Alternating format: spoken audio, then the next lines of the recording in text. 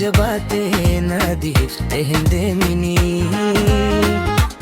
Ijaan nagartaan badiitu waamane. Tanaaf wal dhabnaa ani barwaaseene. Arbaa ilkeenoo wali guufaafaa mee jaalaleelee ni kana goota.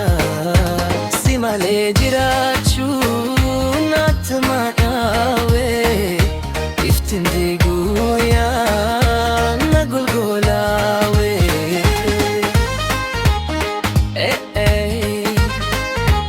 La la la la la.